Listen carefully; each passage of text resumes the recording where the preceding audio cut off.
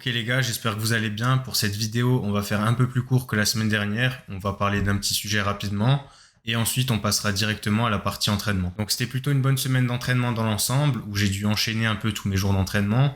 Pour la session 1, j'étais un peu moins en forme que la semaine dernière, ce qui fait que j'ai dû mettre 5 à 10 kilos de moins sur le squat pour un même niveau d'effort. Dans ces moments-là, c'est important et je sais que c'est difficile pour certains lifters de ne pas tomber dans le piège de la surcharge progressive. Alors je dis piège entre guillemets puisque c'en est pas vraiment un. Le principe de surcharge progressive est quelque chose de bien fondé.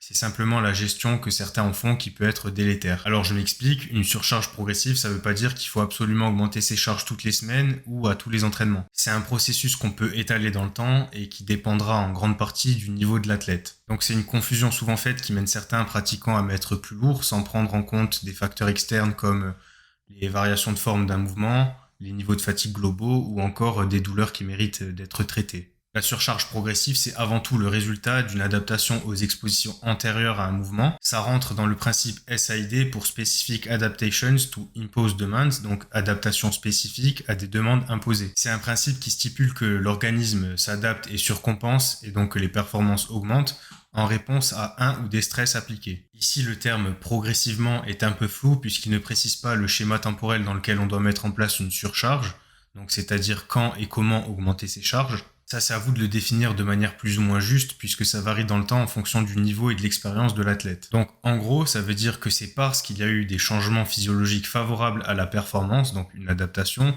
que vos charges augmentent et non l'inverse. Donc l'inverse serait de dire que c'est parce que vos charges augmentent qu'une adaptation se produit. Alors c'est particulièrement le cas pour des athlètes d'un niveau intermédiaire à confirmer, mais ça peut se nuancer par exemple avec les personnes qui aiment bien overshoot en fin de bloc pour débloquer certains paliers et donc peut-être lancer une progression par la suite. Mais dans ce cas-là, c'est probablement une progression plus axée sur le plan psychologique que physiologique. Pour vous illustrer avec une situation concrète, si on prend un athlète qui réalise un bloc de 4 semaines avec sur le papier des triplés RPE8 et que ce dernier en fait il fait en pratique 3 à 100 kg RPE7 en semaine 1, 3 à 102 kg et demi RPE8 en semaine 2, 3 à 105 kg RPE9 en semaine 3 et 3 à 110 kg RPE10 en semaine 4, il aura surtout augmenté ses niveaux d'effort et au final sa progression sera plus une illusion qu'une véritable hausse de performance, même s'il y aura probablement des changements de moindre envergure que si cette même personne avait réalisé la même augmentation de charge tout en restant proche du RPE8 prescrit à la base. Donc, gardez à l'esprit que c'est le niveau de stress induit qui doit primer sur les charges, donc on peut le quantifier par le volume,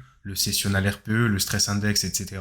Car c'est par ce dernier qu'on arrive à standardiser des protocoles d'entraînement et à suivre une progression avec le moins de bruit et de perturbations possible. Pour le reste de ma semaine d'entraînement, il n'y a pas eu beaucoup de difficultés. Au niveau de ma blessure au pec, il n'y a rien à signaler pour le moment. La réhab se poursuit et je pense que je serai en mesure d'ici 2-3 semaines de faire quelques reps proches des 100 kg avec des niveaux de douleur largement tolérables. Voilà pour cette première partie. Je vous laisse maintenant avec ma douce voix et les images de mes lifts de la semaine.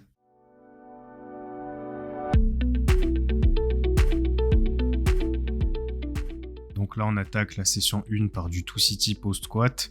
Donc squat avec une légère pause en bas. Comme vous voyez, comme je vous ai dit dans l'intro, j'ai 10 kg de moins pour le même RPE par rapport à la semaine dernière. Et en plus, j'ai une moins bonne amplitude. Alors je pense que ça vient du fait que j'ai essayé d'être trop sur les genoux. Ça fait que ça a levé un peu mes talons et j'avais un peu plus de mal à atteindre l'amplitude. Et du coup, ça en résulte avec une amplitude moins élevée. Là, on voit ma série de back-off en série de 4 qui défixe pas mal. J'ai l'impression qu'aucune rep est identique. Donc c'est un point à revoir également.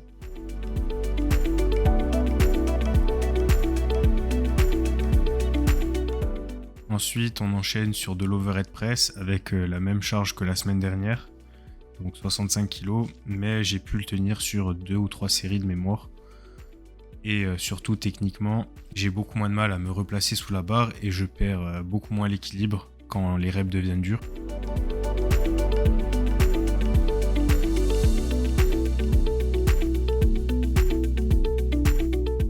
Et enfin, on termine sur du tempo bench à 80 kg, donc c'est quand même une petite victoire pour moi.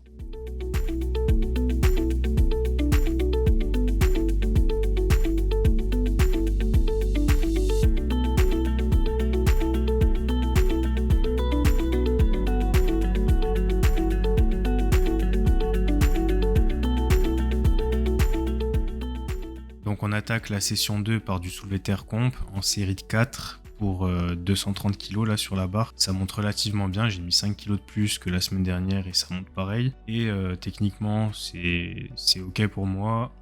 Et c'est juste qu'il faudra que je fasse attention à mon tibia que j'ai un peu arraché sur cette série. Mais sinon tout est ok. En deuxième exercice, on a du Penlero en série de 6. Là, je suis RPE 7, normalement j'aurais dû être RPE 9. Donc je pense que la semaine prochaine, en fonction de ma forme, je pourrais augmenter un peu plus. Et il faut pas que je tombe dans le piège et que je finisse par trop tricher mon mouvement. Et on termine comme la semaine dernière sur du développé halter avec 2,5 kg de plus par halter.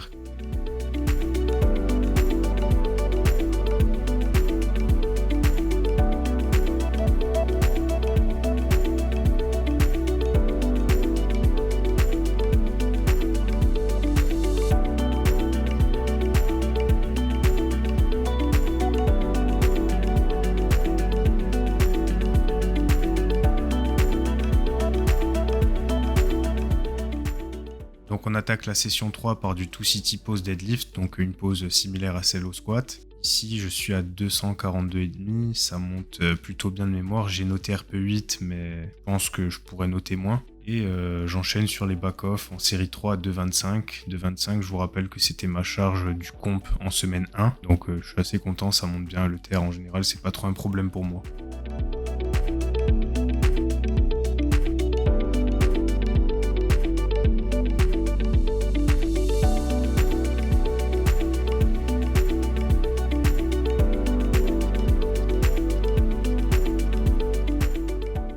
Donc en deuxième exercice, on enchaîne avec du tempo overhead press à 70 kg. J'ai mis 5 kg de moins que la semaine dernière, c'était un peu plus facile, mais j'ai aussi pu me concentrer un peu plus sur mon exécution. Ça fait que là, j'ai quand même moins de mouvements parasites comparé à la semaine dernière.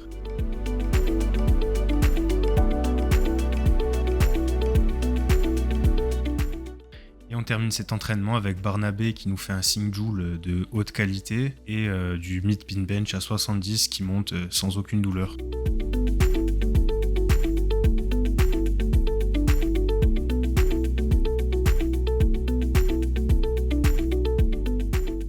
Merci d'avoir regardé cette vidéo jusqu'au bout les gars, dites-moi dans les commentaires comment s'est passée votre semaine d'entraînement. N'oubliez pas le pouce vers le haut et de partager la vidéo si ça vous a plu. Quant à moi, je vous dis à la semaine prochaine.